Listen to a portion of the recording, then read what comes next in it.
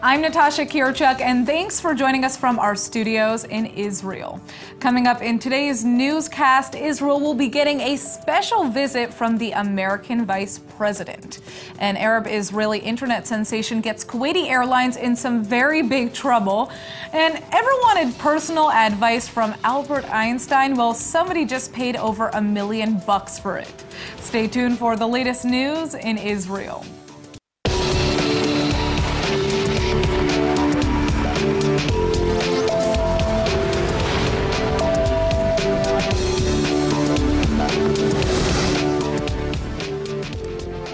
Well, the White House is sending Israel a very special gift for Hanukkah this year. Vice President Mike Pence has just announced that he's visiting Israel this December on a mission to end the persecution of Christians and all religious minorities in the Middle East. In fact, President Trump has directed me to go to the Middle East in late December. And I promise you, one of the messages that I will bring on the President's behalf to leaders across the region is that now is the time to bring an end to the persecution of Christians and all religious minorities. This visit is a direct request from President Trump himself, and Pence's itinerary is already filling up. The vice president will be pushing the White House's peace plan in separate meetings with both Prime Minister Netanyahu and Palestinian Authority President Mahmoud Abbas. Pence will then continue on to Egypt to discuss U.S.-Egyptian security ties, as well as broader talks about defending religious minorities in the Middle East. A longtime supporter of Israel, the vice president will also likely address the American policy on Iran and reiterate Trump's promise to move the U.S. embassy from Tel Aviv to Jerusalem. Many have been anticipating Trump's official outline for an Israeli-Palestinian peace plan, hopes that were somewhat dampened earlier this week when a White House official confirmed there were no imminent plans to present a deal. Needless to say, Vice President Pence has his work cut out for him when he arrives in Israel this December.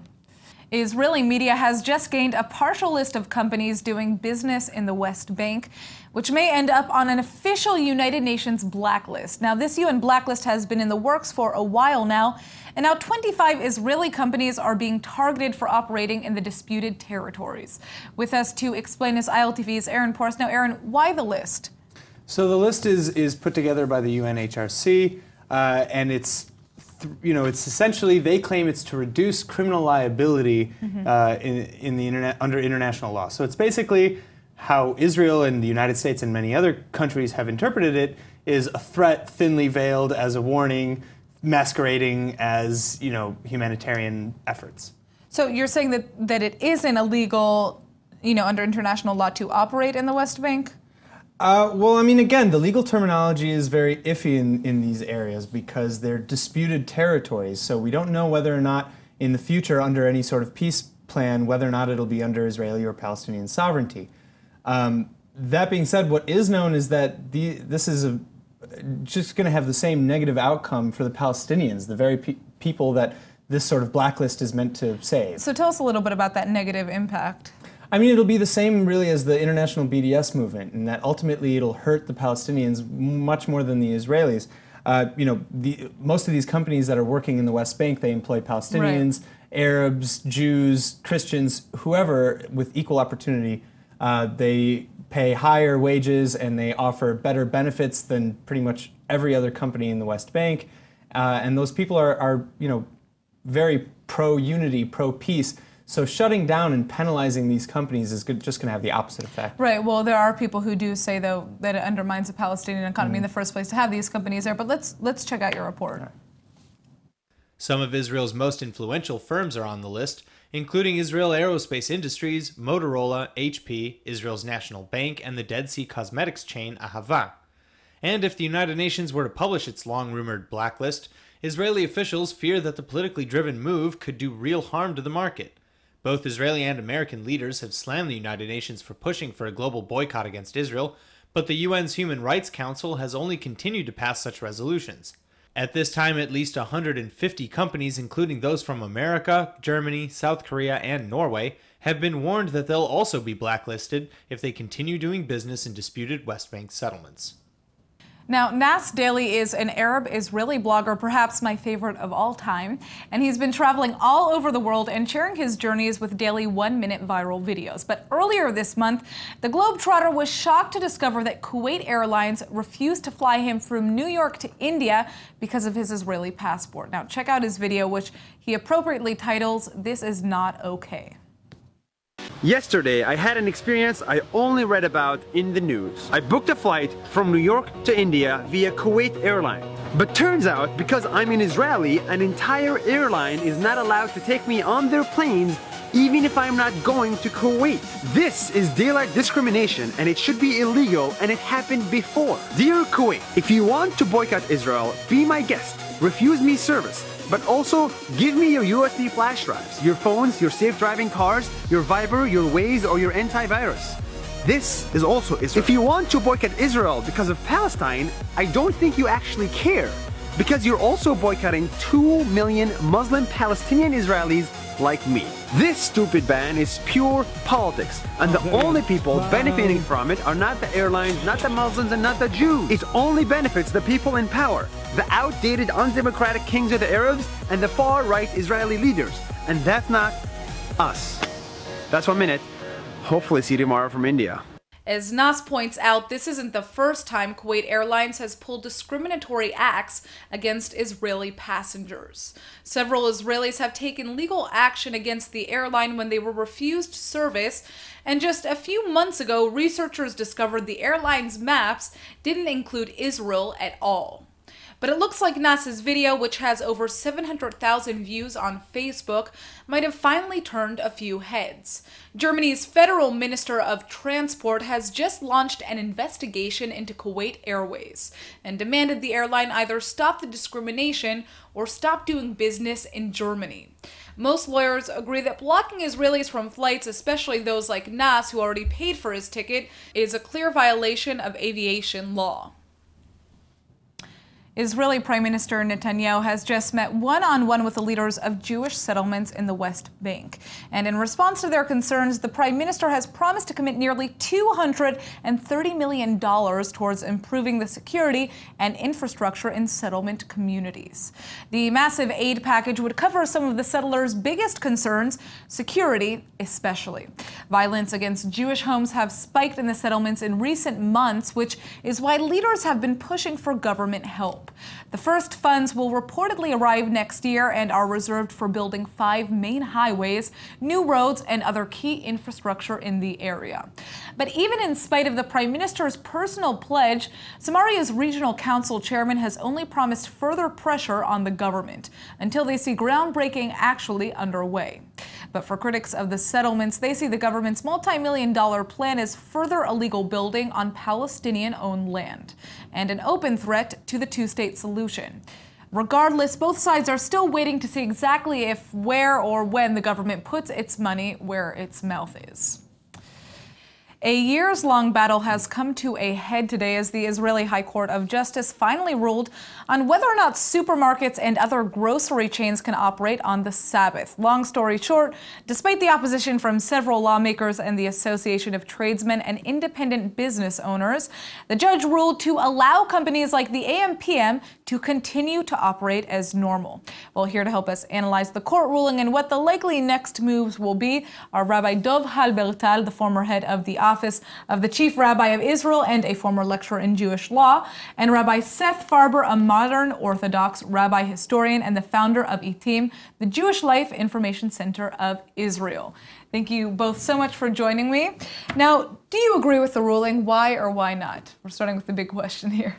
Look, the bottom line is the ruling is not only about stores open on Shabbat. It's a question about the way Israel sees its Jewish life. Right now, the ultra-Orthodox rolled the dice, and they lost. Yeah. They could have resolved this issue through dialogue.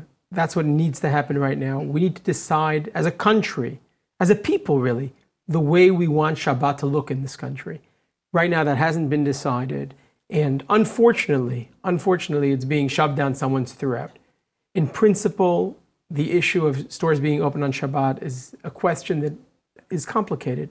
On one hand, we want people to feel like they have rights. They want to be able to go to the beach on Shabbat. They should have a way to get there. Right. If they want to be able to shop on Shabbat, they want to have a way to do it. On the other hand, we want to make sure that the public sector, the public sphere, is a place where Shabbat is something significant. Unfortunately, these issues all too often come down to all or nothing. And in this case, the issue was decided by the courts. It didn't need to happen that way. It could have been done by dialogue. But do you think it was the right ruling? If that's the way it had to happen, yes. Okay. But I prefer something else. Yeah. What about you? Of course not. I think it's a big mistake. After all, we are a Jewish state. We have a Jewish identity. It's not, you cannot come to the place that the only place that will keep Shabbat, it will be Yerushalayim and Bnei Brak. It will be like New York. You are from Argentine also. It will be like a small part of Buenos Aires or something like that. They keep Shabbat and the others, nothing. This is the place the things are going to. It's a slippery thing. It begins with a little bit and it will come to absolutely desecrating the Shabbat all over Tel Aviv, and not only in Tel Aviv, all over the state. We will stop to be a Jewish country. But Minister Derry had the opportunity. He had the opportunity to make a deal. He had an opportunity to arrange for groups of people to have rights, and it still maintained the character of Shabbat on the streets of Tel Aviv. And instead, he threw away that opportunity. There was no reason. There was no excuse. There was an opportunity. There was an opportunity for. There's always an opportunity for dialogue. We have to stay on our principles as a Jewish state. I agree with that. You know what? We have to pay some price for being Jews here. You cannot talk about people going to the beach or something like this. They will not go to the beach, or they will go to the beach with the cars or with the taxis. I don't know how. You know, people are being killed here in Israel to be Jew here in Israel. They are killed all over the world being Jews. And being a Jew means respecting others. It means respecting others' rights. Right, so that's why I want to go back to the kind of issue of the state's Jewish identity. I mean, being Jewish means a lot of different things for different people here. And clearly there is a demand for these stores to stay open among a certain population in Israel. So, the argument against the ruling says that businesses who open on Saturday are breaking a law that limits work hours and stipulates that you can't force workers to work on the Sabbath. But what about workers who don't mind working on the Sabbath? I mean, where do they fit into this? That's not the real question. The real question is, how do we as a state publicly want to stay Jewish and Democrat? That's the big question. It's not a question of how they, the groceries and all those workers will be. That's not at all. That's not the question at all. The real and deep question is, if we as a Jewish state that bring an example to all over the Jewish in the world, if we want to stay publicly Jewish or not, that's the question. You can make politics out of it. The way to stay publicly Jewish is through dialogue. We need to understand from a Jewish perspective, that there is more than one way to be Jewish in this country. I'm an Orthodox rabbi. No, you are not Orthodox. We cannot allow. If you talk like this, you are not Orthodox. We cannot allow. Other wing. I assure you, I'm an Orthodox rabbi, and I want to say very clearly that the way to protect the Shabbat, the way to protect the public sphere, the way to protect Jewish identity in this country is not to put a gun to someone's head and say, we're going to punish you. You have to have some rules. We're going to punish you if you don't accept the way I wanted to live Jewish. It's not like this. That's what's happening now. From the beginning of the state, the status quo was like this. Well, here's you my want question. To change it all of a sudden. Here's my question for you. Yeah. Even if the rules were to change and it would be that, no businesses are allowed to be open on the Sabbath, you would still have people who may not want to follow those rules, right? So that's still going to exist. How can you expect, I guess, to force people to follow religious rules, in a modern democratic society, because we also are a democratic state? That's not the real question, because the real question is the issue. What is our delivery? I mean, the principle that we deliver outside into ourselves. If we want to keep the Shabbat publicly, we have to stand on it. What will be happen if some people will not do it? we will deal with them. I don't know what you will punish them. We don't want Jewish life to be something that destroys people's lives, that undermines their basic values. It doesn't have to be like that. Judaism is a beautiful communications in Yom Kippur. Don't make kashrut. Those are in the consensus, and we can do this through dialogue. How far you want to go with it? I think we could have this conversation for the rest of the show, but unfortunately we have run out of time. Thank you both so much for joining us, and we will wait and see what happens. Lawmakers in the United States House of Representatives just passed 4 massive sanctions against the Lebanese terror group Hezbollah. This is good news, especially here in Israel, because the sanctions target virtually any person, organization, or government that sends money to Hezbollah, while urging the rest of the world to take a firmer stand against the terror group.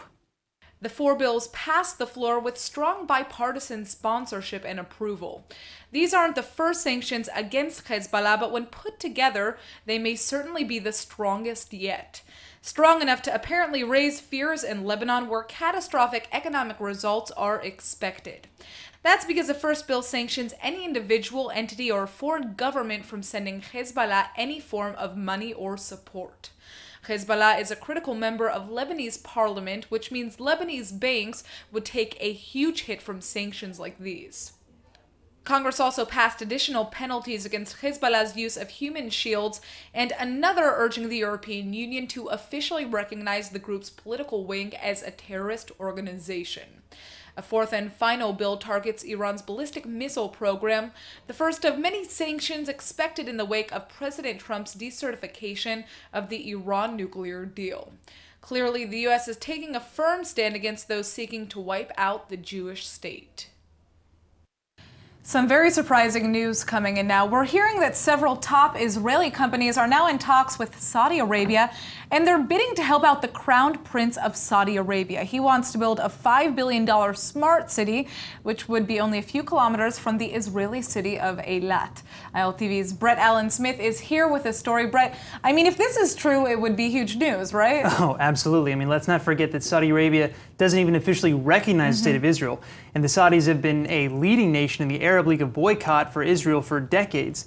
That's why when the Crown Prince Mohammed bin Salman announced this new $5 billion smart city, which I'll get to that in just a second, he outlined it as a joint economic zone between Jordan and Egypt, but left out Israel, which happens to be wedged right there in the middle. Yeah, and now we're hearing all these reports that Israeli tech firms actually are in talk with the Saudi establishment, bidding for contracts to help develop the smart city, right? Right, and from the look of it, this is basically all but confirmed by now. And that's because the smart city is going to utilize the highest cutting-edge technology in solar and water and biotech, robotics, and those are all fields where Israeli firms really have written kind of the book. So Saudis would really be crazy not to at least consider Israeli firms for the project. Why don't we go ahead and take a look at the details in the report. The proposed smart city, nicknamed NEOM, which combines neo with the Arabic word for future, would truly be the first of its kind. A self-automated, futuristic metropolis combining the most advanced technology on the planet. This is a dream the Saudi Crown Prince is taking very seriously, pumping $500 billion into development. Sources have now confirmed some shocking rumors that despite a decades-long boycott, Saudi Arabia is currently interviewing Israeli firms to help build the city from the ground up. These talks are under the table for now. That's because diplomatic tensions between Saudi Arabia and Israel have been grim since the birth of the Jewish state. But venture capitalists close to the deal are hopeful that business might just build bridges that politicians can't. The Saudis are expected to take Israeli bids very seriously. Not surprising, given that Israeli innovations have been dominating the tech field ahead of many Arab companies. But if these countries can all work together to build the city of the future, hopefully it doesn't mean peace is too far out of the question. Palestinians convicted of especially heinous or brutal crimes against Jews usually serve long prison sentences in Israeli jails. In many cases, they aren't even allowed to see their spouses, but that isn't necessarily stopping them from having kids, because prisoners have managed to father children by having their families smuggle out their sperm from jail. Now, I'm not going to get into the mechanics of it here, but let's just say it's a delicate operation. Let's look at the case of Rafat al-Karawi, currently serving 15 years for shooting Jewish residents residents of the West Bank. After being convicted and put in jail, he realized his wife would be childless for at least the next decade and a half, prompting him to convince his family to smuggle his sperm out of prison in a cookie box. Doctors in Nablus were able to fertilize his wife's egg using in vitro fertilization, and 9 months later, the couple had their child without having even seen each other. The trend has become so popular that the Palestinian Authority's Religious Council even made an official decree approving the procedure. And on top of that, the fertility clinic even offers in vitro to prisoners' families free of charge. 63 Palestinian children have been born this way, but who knows how many more are still to come. Now, get this, a treasure trove containing a whopping 170,000 Jewish documents has just been recovered in Lithuania. This collection is a precious capsule of Jewish life in Eastern Europe, and it's being compared to nothing short of a priceless family heirloom. The YIVO Institute for Jewish Research hid the documents from the Nazis back in 1940 in what is now Lithuania. The organization moved to New York amidst the chaos of World War II, and the documents were assumed to have been destroyed in the war. It turns out the trove somehow wound up in the hands of a Lithuanian librarian, Antanas Ulpis, who kept it hidden in a church basement. The massive archive of documents contains some of the most precious traces of Judaism in Eastern Europe, including manuscripts from famous Yiddish writers, a letter from renowned author Sholem Aleichem, and new poems by Chaim Grad. Lithuania is working with the YIVO Institute to digitize and preserve the find, but you can see 10 of the documents on display until January at the YIVO building in New York. Hopefully the rest of us won't have to wait too long to see this rare glimpse into the past. All right, up next, ILTV's Emmanuel Kadosh is here to give us the top 5 universities in Israel. You're probably wondering where all the brilliant and creative Israeli entrepreneurs studied that led them to develop world-changing companies such as Waze, Wix, and Mobileye. Well, here are the top 5 universities in Israel. At number 1, we have Israel's first university. Technion Israel Institute of Technology, located in Haifa, was founded in 1912, 36 years before Israel declared independence. Back then, Jews were often barred from technical education. Therefore, the establishment of a technical school was extremely crucial to the development of the Jewish homeland. Now, Technion offers 80 graduate programs and has about 12,900 students. Up next is the Hebrew University of Jerusalem, founded in 1918, making it the second oldest university and has been ranked among the top 100 worldwide. With around 23,000 students and an annual enrollment of almost 2,000 students from 80 different countries, Hebrew U offers 90 courses from the study of 30 different languages. All you gotta do is pick one. At number 3 is Tel Aviv University, which was founded in the 1950s and has been ranked in the top 20 in the world in terms of scientific citation and among the top 100 universities internationally.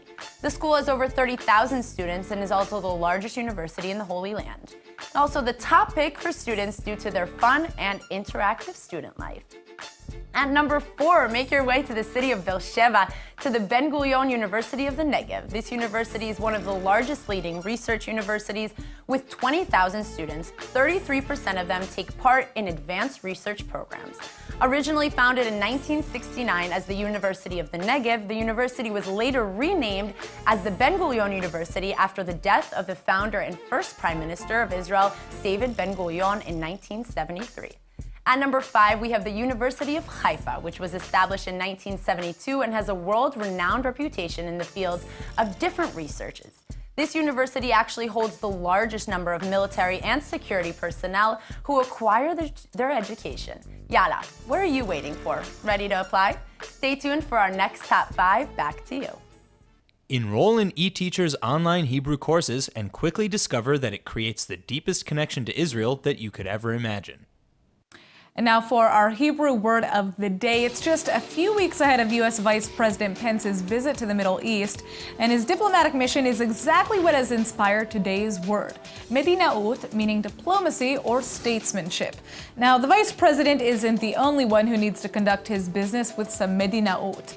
Practically every situation where you're making deals or negotiating calls for medinaut. Who's getting the wishbone when Thanksgiving ends? Who gets the next turn on the video game you're playing? Who who you do and do not let merge in front of you on the highway. All of these situations take a Medinai or diplomat of sorts to sort out peacefully. Now just remember not to put all of your eggs into one basket though, and practice dealing with things head on yourself. Aside from the fact that your local Medinai doesn't even always have your best interests at heart, learning some Medinaut or statesmanship is a good skill to have in your pocket. All right, let's go ahead and take a look at the weather forecast. Tonight will be clear with a low of 68 or 20 degrees Celsius. Tomorrow is expected to be clear to partly cloudy with a slight rise in temperatures and with a high of 85 or 29 degrees Celsius. All right, that's it for today's news. Today's exchange rate is 3.51 shekels to the American dollar. Remember to sign up for our daily newsletter at iltv.tv. I'm Natasha Kirchuk, and thanks for watching.